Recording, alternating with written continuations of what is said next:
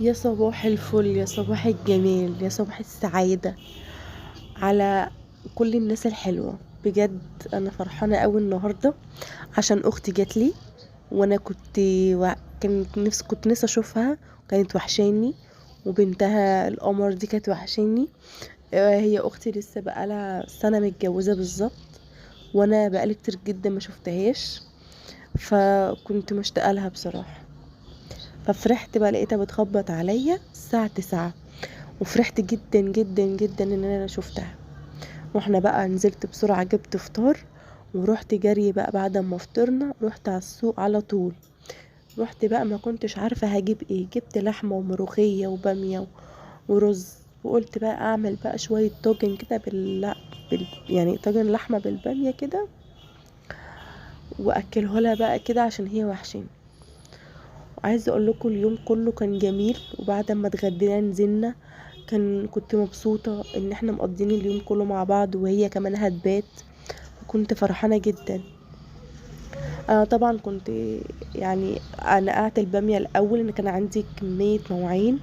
وبعد كده رحت عملت برضو الملوخيه نقعتها. قلت عقبال ما هخلص يكونوا اتعمل.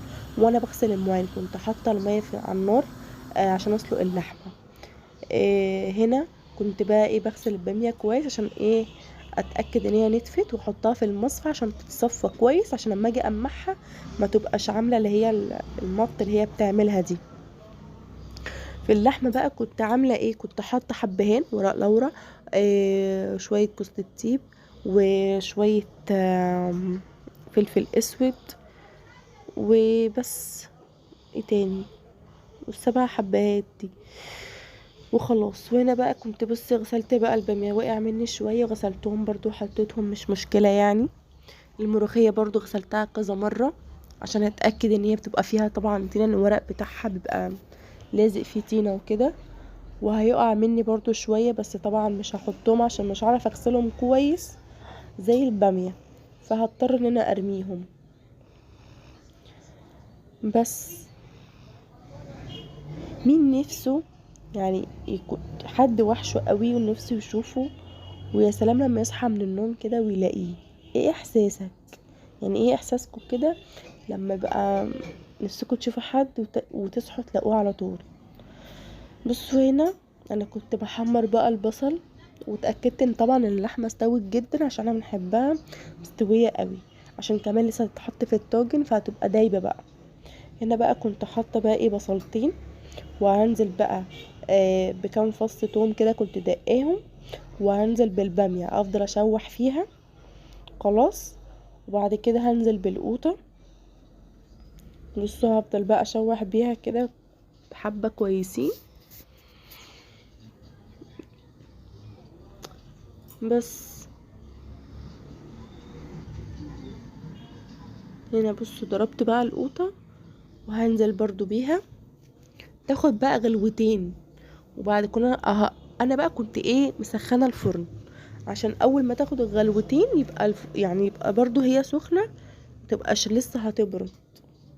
حطيت بقى كام معلقه شوربه كده، ونزلت برضو باللحمه، وهنزل برضو بالتوابل: 2 ماجي، وفلفل اسود، وكزبره، وملح، وشويه كمون. بس هتاخد بقى الغلوتين، هكون انا بقى جبت الطاجن وغسلته وصفيته، وبعد كده بقى هنزل بيه.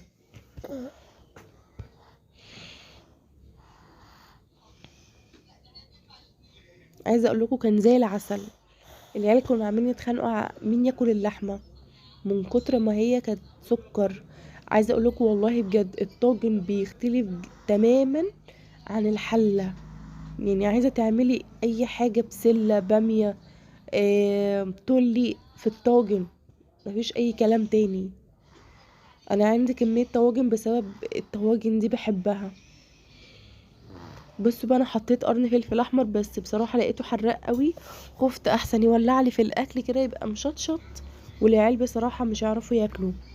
بصوا انا هنا صبيته بقى كان شكله عامل ازاي. تخيلوا بقى لما طلع من الفرن كان عامل ازاي. هنا بقى عملت التومه بتاعته، وقلت لازم احطها قبل ما يخش الفرن، عشان خاطر بعد ما ياخد الوش ما يبقاش يبوظ مني يعني. الوش بتاعه هيتبهدل.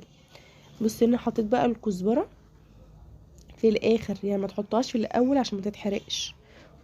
وهنزل بقى اقلبهم بقى كويس عشان ياخدوا طعم التومه. وانا بقى كنت مسخنه الفرن، هنزل بقى ايه احطه. هطلع بقى اعمل شويه الرز. بصوا بقى كان عامل ازاي، كان مفلفل وزي العسل. هنا بقى الشوربه بتاعه الملوخيه حطيتها، حطيت شويه سكر وشويه ملح ومرقه دجاج وشويه سكر عشان خاطر ما تبقاش مسوده، يعني لما تقعد ما تسودش، تبقى زي ما هي خضره وتبقى كمان مسكره. هنا بص بقى كنت بعمل التقليه، كان جوز طبعا جه وقال لي ايه كل ده كل ده لسه ما عملتش الاكل. قلت له لا ده انا كنت مستناك يا حبيبي. لازم طبعا اعمل كده عشان يحس بقى ان انا مستنياه فعلا. وقال لي بس خلاص ولعي على الفحم عشان هو بيشرب شيشه وكده. قال بطل السجاير ويشرب شيشه، قال هو يعني كده بقى انسان جديد. بصوا بقى الاكل كان طعمه زي العسل.